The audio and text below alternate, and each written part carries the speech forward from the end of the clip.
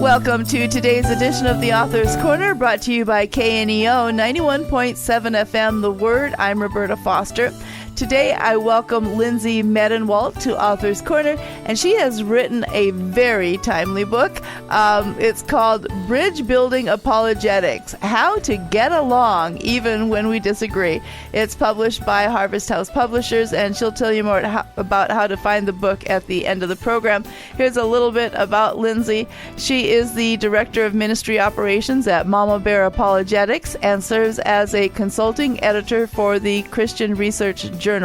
She holds a master's in apologetics and ethics from Denver Seminary, and her primary apologetics focus is on world religions and how we talk to people of other faith. But as an adjunct professor, she also has course teaching for first-year college students how to hear perspectives other than their own and share their beliefs. So, Lindsey, thank you so much for joining me on Author's Corner. I'm glad to be here with you, Roberta. I was looking at your book, and at the beginning, you have a comment about Tim Keller having died, and one of the tributes to him says, aside from his teachings and writings, the enduring impact of Tim Keller for me will be how graciously and kindly he responded to trolls and people with ill intent on his platform. And so that goes along with the subtitle of your book, How We Get Along Even When We Disagree, doesn't it? Yes, it does. Regardless of what we think about Tim Keller's theology or even what he believed, we can definitely agree that he tried to have great conversations with people regardless of what they believed, right? And he taught that. What I noticed the day that he died and all of the comments that were coming in on Twitter or X now or Facebook had to do with the way that he saw people. Yeah. And it wasn't about necessarily where they came from or even what they believed. He just wanted to hear their perspectives, and he genuinely listened to them. And that's something that I've learned and I've taken from him because he just did it so well. Yeah, great. Well, the title of your book is Bridge-Building Apologetics, so why don't you give us a basic definition? What is a bridge? Sure. Well, a bridge, I take the idea of a bridge that exists that we cross every day, right? The ones that we have to go to get to work or to wherever it is that we're going, the overpasses, so to speak, and also the things that we walk on. And I pull from that idea to bring it together with apologetics. So a bridge has a firm foundation, it has a solid structure, and it's effective. If one of those three things goes wrong, then the bridge fails, and it's not useful, right? And we want to make sure that the bridges that we have are useful and that they're going to be well cared for and that they'll last a long time. The same goes when we are bridging our lives with other people and we're creating bridges with other people. Apologetics comes from the Greek word apologia, which means to give a defense for what you believe, basically. That's the general idea of it. It does not mean, Roberta, that we are apologizing for our faith. Right. So together, Bridge-Building Apologetics is about building bridges with people, and maybe, and I say maybe because it's not always going to happen, but maybe we'll be given the opportunity then to give a defense for what it is that we believe. But, of course, with gentleness and respect, which is what it says in 1 Peter 3:15. So you talk about establishing a relationship with someone before getting into a witnessing effort or something like that. Tell us why you recommend starting these friendships. Right. Friendship is such an important thing in our lives, and I think we maybe don't talk about it enough. I think part of us learned how important friendships are at the beginning of the COVID pandemic, right? We realized that we were being separated from people, and we yearned to be with other humans. That was one of the things we greatly desired. It's why we saw an uptick in videos and services that allowed us to connect via video, whether that's Zoom or any other video source, and having conversations with one another despite our distance, our proximity from one another. As we've grown out of the pandemic, I think friendships have become sort of a priority, but we're not quite sure how to make them. And I talk about that in my book. There's this desire for friendship, but we don't know what we should do because we don't want to be awkward about it. We don't want to say, hey, will you be my friend? Yeah. It's not quite when we were kids, right? Like, Mom, can you set up a play date with that kid? I really want to be their friend. It's not quite like that. But it is, in a sense, that you could just simply ask somebody if they want to go to coffee with you. There's nothing wrong with doing that. It might feel awkward at first, but maybe they feel the same way, and they want to get together and have a conversation with you. But friendship is a foundation of bridge building, because you aren't going to get a place at the table to have conversations about faith or politics or whatever it may be if you don't already have an underlying relationship with that person. Or if you do attempt to have that kind of conversation, it tends to go haywire, right? Like we see that every day in the news or on social media of people attempting to share what they think about whatever the topic might be, and they just don't do it well because they're not valuing the other person necessarily. They're just trying to get their point across. And friendship really helps us value the person in front of us. It helps us see them as image bearers, made in the image of Christ, of God, and being able to recognize Christ within them if they're Christians, and hopefully allowing us to listen to their perspectives, recognizing that even if we disagree, we can still be friends. Well, I'm talking today with Lindsey Medenwaldt regarding her book, Bridge-Building Apologetics, How to Get Along Even When We Disagree. It's published by Harvest House Publishers, and you're listening to Author's Corner. I'm Roberta Foster. And so, Lindsey, why don't you give us a real-life example of a way that you started a faith-centered conversation? Well, actually, I'm actually thinking about a time a couple of weeks ago. I was on an airplane, and I travel frequently to speak. And I was on an airplane, and I hadn't removed my AirPods, or I hadn't put them in yet. And that's a universal sign that you're okay being spoken to if you don't have AirPods in. And I started a conversation. I guess I started this conversation, but it wasn't about faith initially.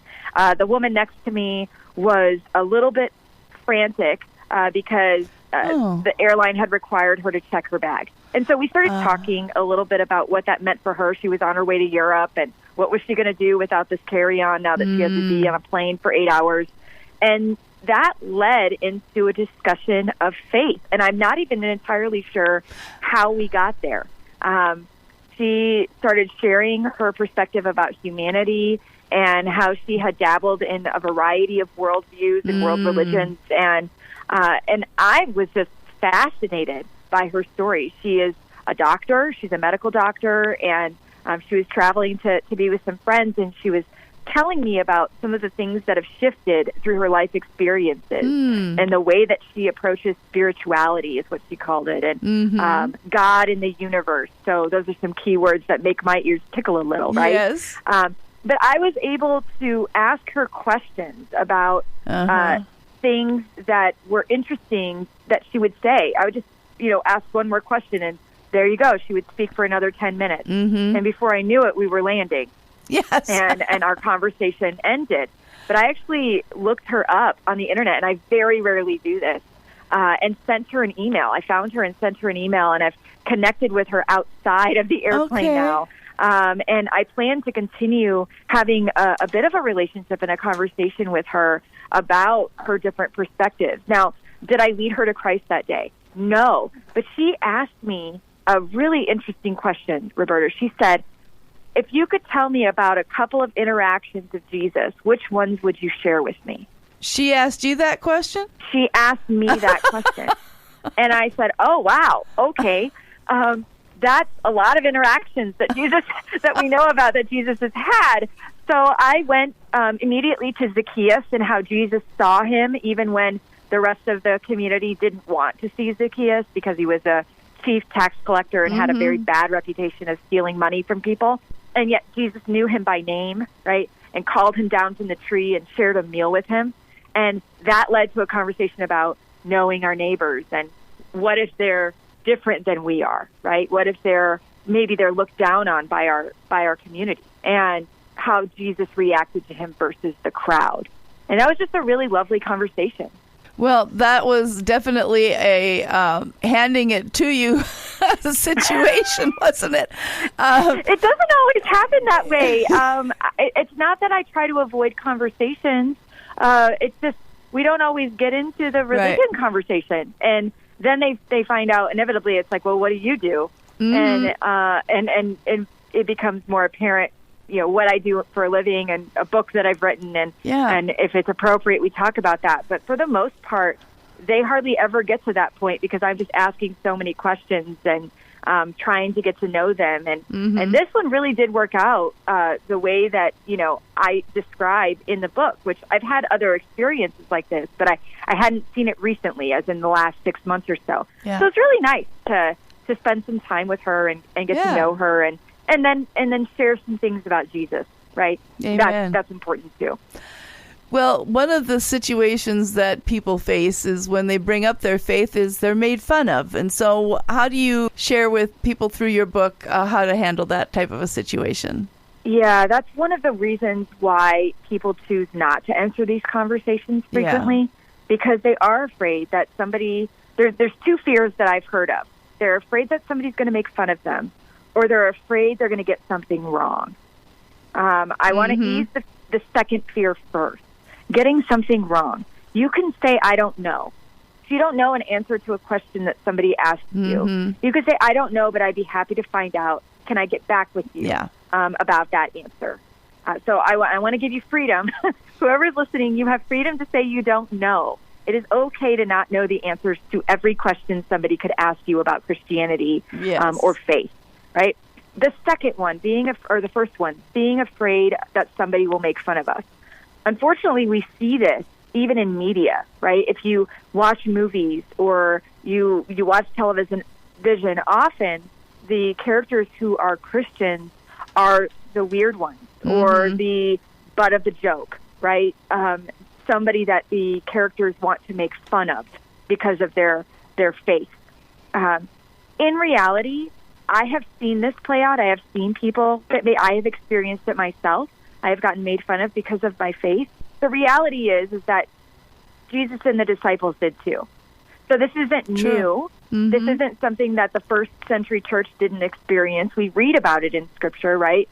We read about the crowds who were in opposition or some people in the crowds who were in opposition. So we're in really good company when you think about it that way. And then the next is, how can we respond in graciousness? I discussed forgiveness and some practical ways that we can forgive other people and not take it to heart or take it personally, because often it's not against us as the person. It's against maybe they were hurt by the church or they were hurt within a previous congregation that they were a member of, or another Christian said something mean to them. And so now they're painting with broad strokes about other Christians. So take a step back and consider their perspective. Where are they coming from? Why did they say that? It very likely is not about you. And I want people to feel comfort in that as well, because usually there's something larger going on when somebody wants to criticize Christianity. Well, right now I'm talking with Lindsey Medenwaldt about her book, Bridge-Building Apologetics, How to Get Along Even When We Disagree. So, Lindsey, tell our listening audience how they can find out more about this book. Sure. I have a website, lindseymedenwaldt.com. Hopefully somebody can link to that, but my full name is LindseyMedenwaldt.com. You can also just search for Bridge-Building Apologetics and my name, and that should come up. And you can buy my book anywhere that books are sold. Some people ask me, well, what's the best place to buy it? How do we benefit you the most? It doesn't matter. If you want to buy it on Christian Book versus Amazon, that doesn't matter to me. I also recommend people request it at their local libraries, as well as other Christian texts that maybe have been good for them. Because we want libraries to have a wealth of information for people, and requesting Christian books is one way to make sure that our communities have access to materials. What a great idea. I haven't heard that one brought up before. The book we're talking about today is Bridge-Building Apologetics, How to Get Along Even When We Disagree, written by Lindsey Medenwaldt. And we do thank Harvest House Publishers for giving us a copy. And Lindsey, thank you so much for sharing your time with us today. Absolutely. Thank you so much, Roberta. Well, if you'd like to hear this interview again, you can now hear it on your favorite podcast platform or through kneo.org. And to our listeners, we sure appreciate you tuning in. This is Roberta Foster on the Author's Corner. Join me again next time.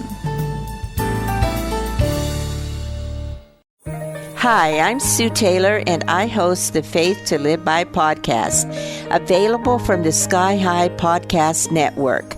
Are you looking for a little spiritual pick-me-up as you begin your day? Each weekday morning, I have a short devotional thought to get you going and give you something to reflect on as you go about your day. Faith is not just something you need when you get saved. Faith is something you live by. Look up Faith to Live By with Sue Taylor wherever you get your podcasts and subscribe today.